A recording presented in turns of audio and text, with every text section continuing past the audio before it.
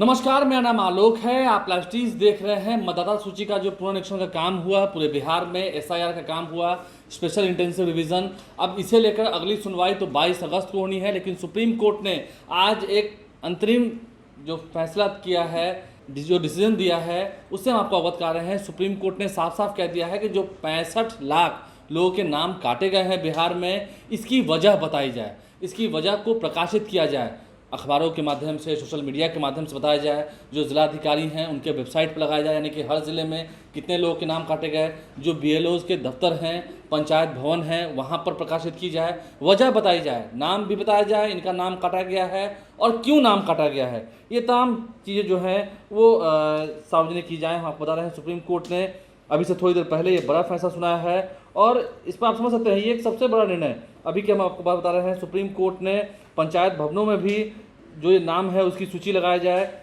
ये तमाम जो बातें हैं वो कही हैं और जिससे मतदाता अपना नाम देख सकें, ये पूरी जो सुविधा है वो उन्हें मिले।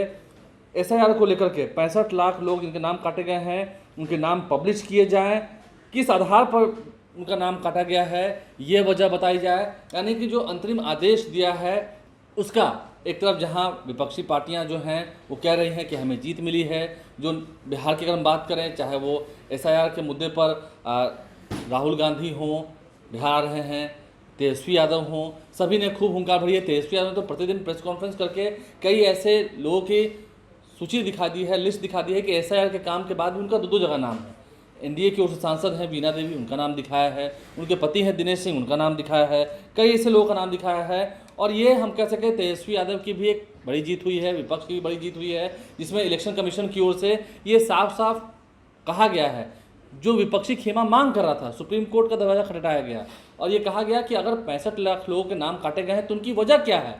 कई ऐसे मृत लोग थे, पेश किए गए सुप्रीम कोर्ट में। योगेंद्र यादव जो कि वरिष्ठ पत्रकार हैं, उन्होंने पेश किया। कई ऐसे मृत लोग थे जिनका नाम था सूची में, बताया गया कि उनकी मृत्यु हो चुकी है और सूची से नाम काट दिया गया, लिस्ट से नाम काट दिया गया, वोटर लिस्ट से नाम काटा गया, लेकिन वो लोग जीवित थे। ये भी एक बड़ी बात थी। अब ऐसे में विपक्ष और पक्ष के लोग क्या करें, हम आपको सुनाते हैं। एक बात लगातार कह रहा था और कह रहा हूं और आगे भी कहूंगा कि एक ऐसे दौर में जब अंधी गुफा में होने का एहसास होता है तो सर्वोच्च न्यायालय रोशनी का सुराग दे देता है। आज भी यही हुआ। कई दफा पहले भी 2 दफे दिशा निर्देश दिए चुनाव आयोग को, हर धर्मिता में वो माने नहीं आधार कार्ड को लेकर के।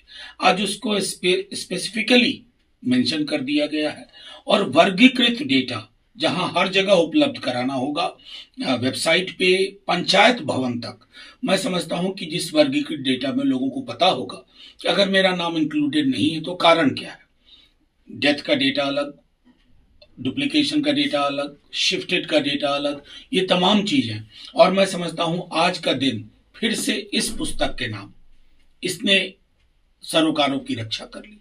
भारतीय संविधान में जो मताधिकार, जो सबसे खूबसूरत अधिकार है, उस पर काले बादल मंडरा रहे थे, आज वो छटे हैं। मैं समझता हूं कि एक नजीर भी पेश हुई। बिहार में चल रहे एसआईआर की प्रक्रिया पर सुनवाई करते हुए सुप्रीम कोर्ट ने अपने अंतरिम आदेश को जारी किया है। इससे पहले भी सुप्रीम कोर्ट ने टिप्पणी करते हुए इस एसआईआर की प्रक्रिया की सराहना की थी।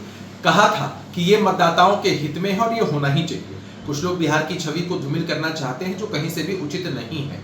अब चुनाव आयोग को निर्देश दिया गया है कि जिलेवार और बूथ वाइज हर मतदाता जिनका नाम कटा है उनकी सूची उपलब्ध की जाए, उनको जानकारी दी जाए और किन कारणों से नाम कटे हैं यह भी बताया जाए। सब कुछ ऑनलाइन भी हो।